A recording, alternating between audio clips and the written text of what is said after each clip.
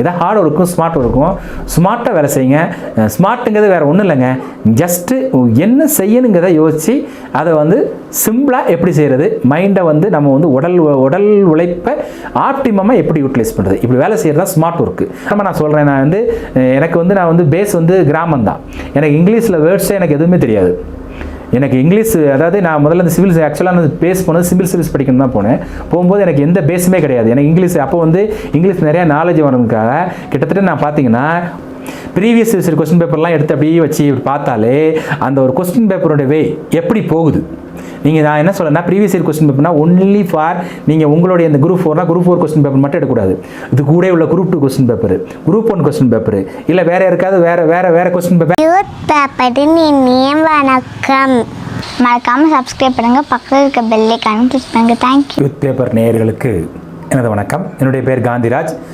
நான் வந்து 2011-12ஆம் ஆண்டு தமிழ்நாடு அரசு பணியாளர் தேர்வாணையத்தில் நடத்தப்பட்ட குரூப் 2 தேர்வில், அதே மாதிரி படிக்கிறதுல வந்து 2 டைப் இருக்குது.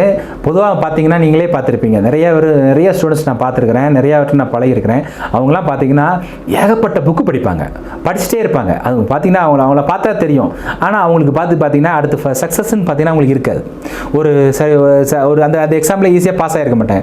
இன்னொருத்தரை பார்த்துருப்பீங்க, சில ஆளுக்கில் அவங்க படித்த மாதிரியே தெரியாது, ஜாலியாக சுற்றிட்டு இருப்பாங்க, ஜாலியாக அரட்டை அடிச்சிட்டு இருப்பாங்க.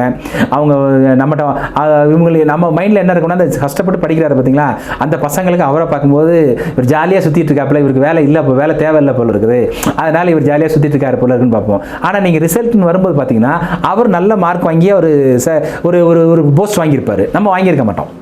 இந்த ஹார்ட் ஒர்க் பண்ணவர். அப்போ அவர் என்ன நினைப்பார், அவர் மைண்டில் என்னெல்லாம் ஓடும்னா, நம்மளுக்கு வந்து ஏதோ வந்து நமக்கு கடவுள் சரியாக துணை செய்யலை அப்படிங்கிற மாதிரி, இல்லைன்னா நம்ம வந்து ஒரு என்ன சொல்கிறது, நமக்கு வந்து அதிர்ஷ்டம் இல்லை அப்படிங்கிற மாதிரி தான் நமக்கு தோணும். அவன் ஏதோ அதிர்ஷ்டமாக, அவனுக்கு வந்து அதிர்ஷ்டம் தேவதை அவனுக்கு நல்லா கை கொடுத்துட்டாங்க, நமக்கு வந்து கை கொடுக்கல அப்படிங்கிற மாதிரி நம்ம வந்து பேசிடுவோம். அது என்ன காரணம்னா, நாம் வந்து அந்த வே ஆஃப் இதை கவனிக்காது தான். இதுதான் வந்து ரெண்டுக்குள்ள வித்தியாசம். அதாவது வேற ஒன்றும் இல்லை. இப்போ ஒரு பெரிய ஒரு பள்ளம் இருக்குது. அந்த பள்ளத்தில் நீங்கள் ஒருத்தர் என்ன பண்ணுற, நீங்கள் என்ன பண்ணுறீங்க, கையில் ஒரு கோடாலி வச்சு, கையில் ஒரு மம்பட்டி வச்சுருக்கிறீங்க, மம்பட்டி வச்சு தோண்டிகிட்டே எடுக்கிறீங்க, மண் எடுக்கிறீங்க. அவர் என்ன பண்ணுறாரு, அங்கேருந்து ஒரு ஜேசிபி கொண்டாரு, ஜேசிபி வச்சு சடக்குன்னு எடுத்துருந்தாரு. அப்போ ஜேசிபி வச்சு எடுக்கும்போது என்ன சொல்கிறோம், அவர் சாதாரணமாக தான் எடுத்துருப்பாப்பில். ஆனால் நீங்கள் என்ன பண்ணியிருக்கிறீங்க, எடுத்துருக்கிறீங்க. ஆனால் உங்கள் உடல் உழைப்புன்னு பார்த்தா நீங்கள் ஒரு நாள் ஃபுல்லாக வேலை செஞ்சுருப்பீங்க. அவர் பார்த்தீங்கன்னா ஒரு மணி நேரம் தான் வேலை செஞ்சிருப்பார். அந்த இடத்துல அவ்வளோ அந்த தேவையான பள்ளத்தை உருவாக்கியிருப்பார். This is the difference between hard work and smart work. அதாவது நீங்கள் எதை படிக்கணும், நீங்கள் ஜஸ்ட் இதுக்கு உங்களுக்கு ஸ்மார்ட் ஒர்க்குக்கு சிம்பிளாக சொல்லுது என்னென்னா, ஜஸ்ட் நீங்கள் உங்களுக்கு இது ஸ்மார்ட் ஒர்க்குக்கு ஃபஸ்ட்டு நீங்கள் என்ன பண்ணுங்கன்னா, முதல்ல ப்ரீவியஸ் இயர் கொஸ்டின் பேப்பர் எல்லாம் தூக்கி வச்சுக்கோங்க. ப்ரீவியஸ் இயர் கொஸ்டின் பேப்பர்லாம் எடுத்து அப்படியே வச்சு பார்த்தாலே அந்த ஒரு கொஸ்டின் பேப்பரோட வே எப்படி போகுது. நான் என்ன சொல்கிறேன்னா, ப்ரீவியஸ் இயர் கொஸ்டின் பேப்பர்னா ஒன்லி ஃபார் நீங்கள் உங்களுடைய இந்த குரூப் 4 கொஸ்டின் பேப்பர் மட்டும் எடுக்கக்கூடாது. இது கூட உள்ள group 2 question paper, group 1 question paper, இல்லை வேறு யாருக்காவது வேறு கொஸ்டின் வேறு எது இருக்கும். அதாவது இதுக்கு முன்னாடி வந்து ஒரு கம்பைன்ட் வந்து ஒரு டெக்னிக்கலாக இருக்கும், ஆனால் அதில் ஜெனரல் ஸ்டடீஸ் ஒரு பேப்பர் இருக்கும், அந்த பேப்பர் எடுத்துக்கணும்.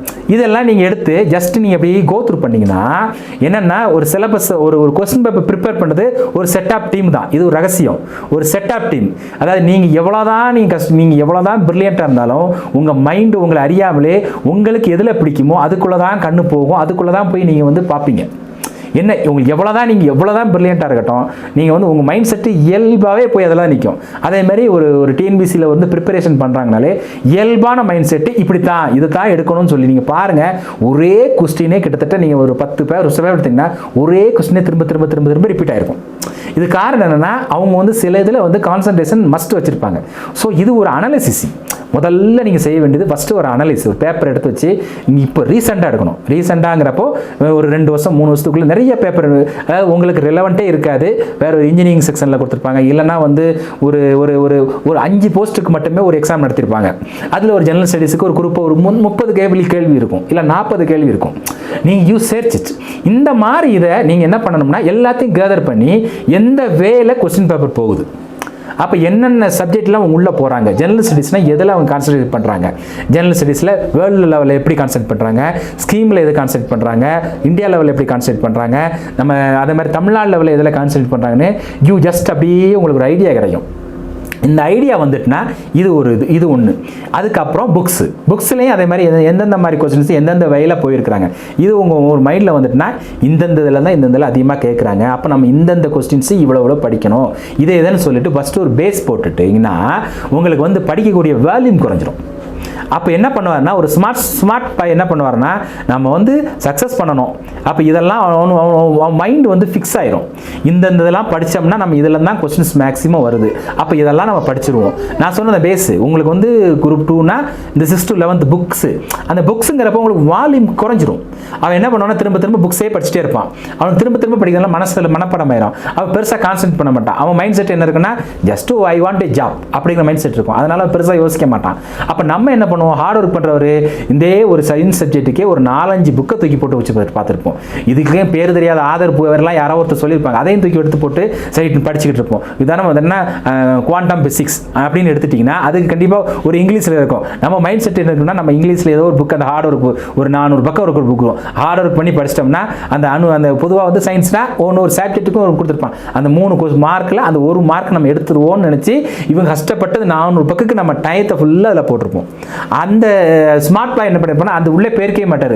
புக்ஸில் அணுவியலை பற்றி என்ன சொல்லியிருக்கிறாரு 2 பக்கம் இருக்குது அதை மட்டும் படிச்சுட்டு போய் அடுத்த ஸ்டேஜ் போயிருப்பார். இதான் ஸ்மார்ட் ஒர்க். நீங்கள் ஸ்மார்ட் ஒர்க் பண்ணாலே உங்களுக்கு வந்து ஒரு கான்ஃபிடென்ட் வந்துடும். உங்களுக்கே மைண்ட் வந்துடும். உங்களுக்கு எப்படி ஏன் மைண்ட் வரும்னா நீங்கள் பழைய கொஸ்டின் பேப்பரெல்லாம் பார்க்கும்போது இந்த வேல வந்துருக்குது.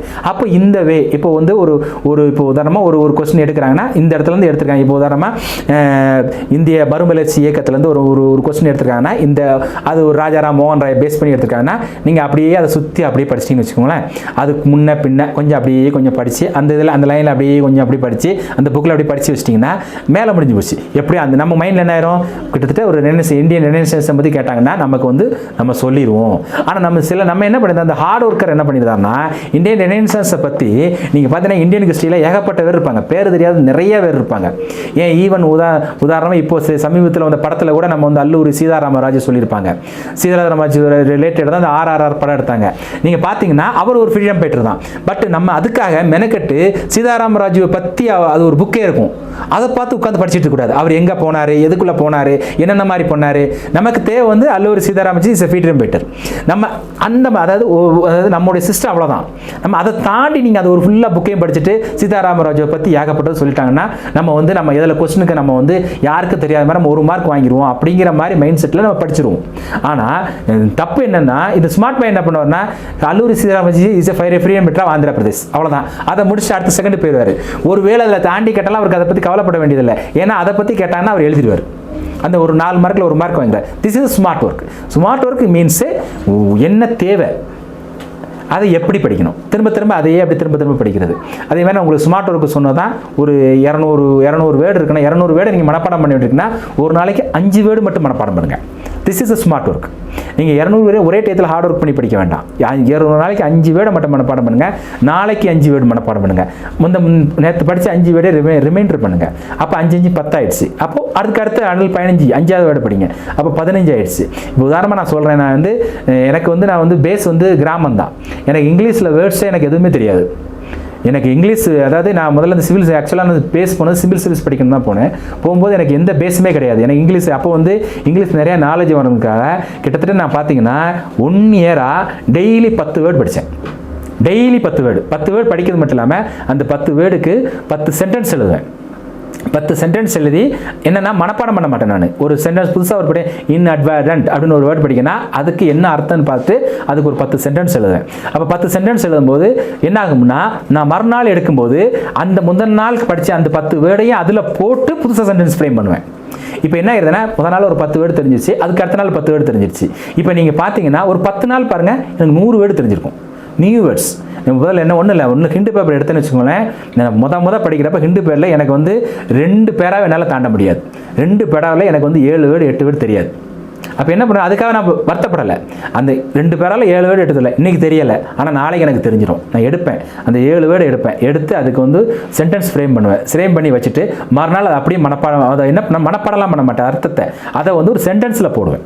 அந்த சென்டென்ஸில் போடும்போது அது அப்படியே வந்து மைண்டில் ஃபிக்ஸ் ஆகிடும். நீங்கள் மனப்பாடம் பண்ண வேண்டிய அவசியம் இல்லை. அதுக்கு அடுத்த நாள் வரும்போது நான் திரும்பி அந்த இன்னொரு 2 பேரா படிப்பேன். அப்போ முதல் 2 பேராவில் படித்தது எனக்கு வந்து 2 பேப்பர் முதல் நாள் ஃபுல்லாக படிக்கிறதுக்கு எனக்கு வந்து 1 இயர் ஆச்சு. எனக்கு என்ன அவ்வளோ வேர்ட்ஸும் தெரிய வைக்கிறதுக்கு. அப்போ அது காரணம் என்ன, இப்படி நீங்கள் ஒவ்வொரு நாள் சின்ன சேருங்க. நீங்கள் ஒரு பீரியடில் வந்து தான் சிறுதுளி பெரு வெள்ளம் அப்படின்னு சொல்கிறாங்களா, தான் ஒரு பேர் கொஞ்சம் கொஞ்சமாக ஒவ்வொரு ரூபாய் சேர்க்குற மாதிரி 5 விடா சேர்த்திங்கன்னா உங்களுக்கு காலப்போக்கில் பார்த்தீங்கன்னா நான் ஒரு மாதம் முடிச்சு வரும்போது என்கிட்ட கிட்டத்தட்ட பார்த்தீங்கன்னா நியூ வேர்ட்ஸ் எனக்கு வந்து 300 வேர்ட்ஸ் தெரிஞ்சிருக்கும். அப்போ உங்களுக்கு பார்த்தீங்கன்னா அது மேக்ஸிமம் தெரியாத வேர்டுன்னு பார்த்தீங்கன்னா ஒரு 1000 வேர்டு 2000 வேர்டு நமக்கு தெரியாமல் இருக்கும். அப்போ நீங்கள் இத்தனை வேர்ட்ஸ் நீங்கள் தெரிஞ்சிட்டிங்கன்னா ஆட்டோமேட்டிக்காக உங்களுக்கு வந்து நீங்களே யூஸ் பண்ண ஆரம்பிச்சிடுவீங்க. உங்கள் ரைட்டிங்லேயே ஈவனாக வந்துடும், உங்களுக்கு கான்ஃபிடென்ட் வந்துடும். இந்த நம்ம ஒரு நியூ சென்டென்ஸ் ஃப்ரேம் இதே மாதிரி தான் நீங்கள் எல்லாத்துக்குமே. இப்போ ஒரு சப்ஜெக்ட் எடுக்கிறீங்க, நமக்கு புரியலை அப்படின்னோம்னா இப்படி தான் ஒவ்வொரு பேஜாக படிக்கணும்.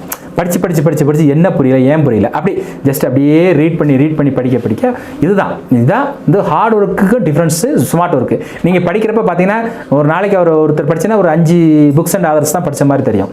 ஆனால் அவங்க பார்த்தீங்கன்னா கிட்டத்தட்ட பார்த்தீங்கன்னா நீங்கள் என்ன பண்ணியிருப்பீங்க, ஹார்ட் ஒர்க் பண்ணுறவர் அன்றைக்கே உட்காந்து 100 வருஷம் படித்து முடிச்சிருப்பீங்க.